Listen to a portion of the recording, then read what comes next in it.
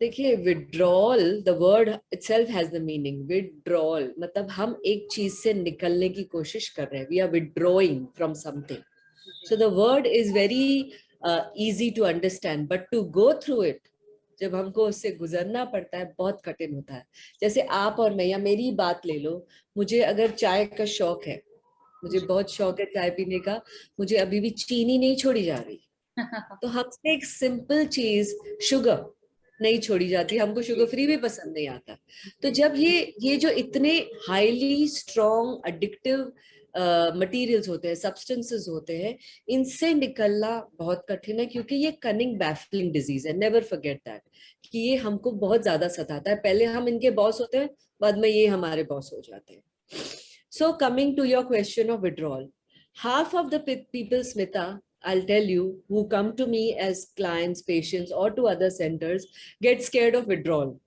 Do you know why? Because you go through pain in your body. It depends on the substance that you have been using for how long, the severity and the period.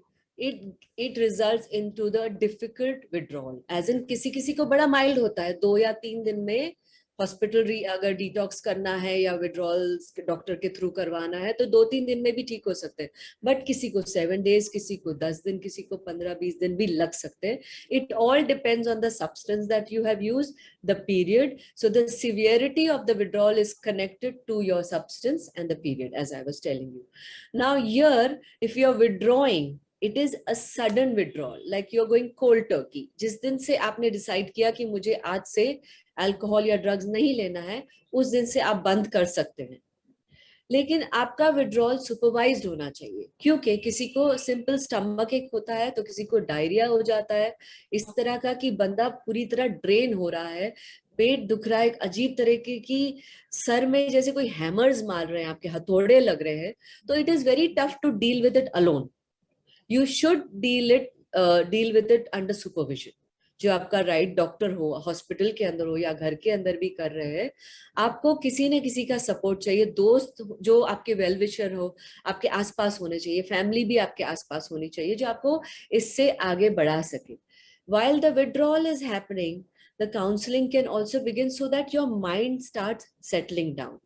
ये physical withdrawal से भी कभी कभी निकलने में 2-4 हफ्ते निकल जाते हैं.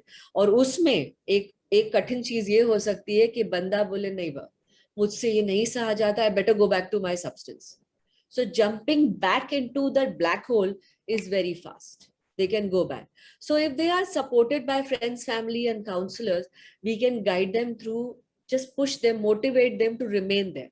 Because withdrawals is a prerequisite of the treatment. वो ट्रीटमेंट नहीं है, वो शुरुआत है. वो आपके बॉडी को फ्लश आउट कर रहा है आपके ड्रग से. तो खाली जैसे 1% ऑफ द प्रोग्राम है, शुरुआत है, लेकिन कभी कभी लंबा हो जाता है. तो जिसमें फिजिकल मैंने आपको बता दिया, हेडेक, स्टमक एक, डायरिया हो सकता है, क्रैम्प्स आ सकते हैं, और मूड स्विंग्स. जो फिर साइकोलॉजिकल विड्रॉल्स है, मूड स्विंग्स तो बहुत ज्यादा होते हैं उनके. They might get very angry, they might want to throw things, break things. ये सब के लिए भी काउंसलर्स और जो रिहैब ओनर्स होते हैं, वो अवेयर होते हैं कि ये ऐसे होने वाला है. डॉक्टर्स का भी सपोर्ट बहुत रहता है इसमें. तो हम उनको उस तरह से प्रिपेयर करते हैं. We know how what is going to happen. Sometimes mild dosages of some medication is given to them, so that the withdrawals is eased out. कभी कभी नींद में ही उनका विड्रॉल्स खत्म हो जाए वैसे हेल्प से. और वो मेडिसिन उनके लाइफ लॉन्ग नहीं रहेंगे, वो वहीं के वहीं टेपर हो जाते हैं. Because we don't want them to be dependent on anything. Dependency से उनको दूर करने की कोशिश है हमारी. तो साइकोलॉजिकल भी मैंने आपको समझाया.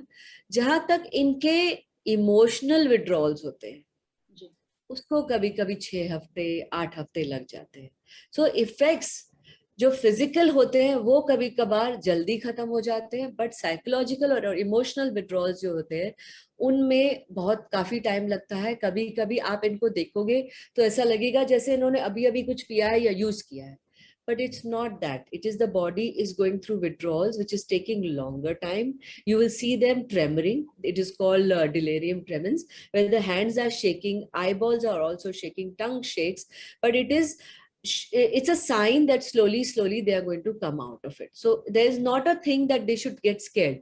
But if they are left alone, they might go back to their substance. So this is a period which is the initial period but needs a lot of help and support, whereas there is no period that where they don't need that help and support, but यहाँ पर ज़्यादा, because this is like quicksand.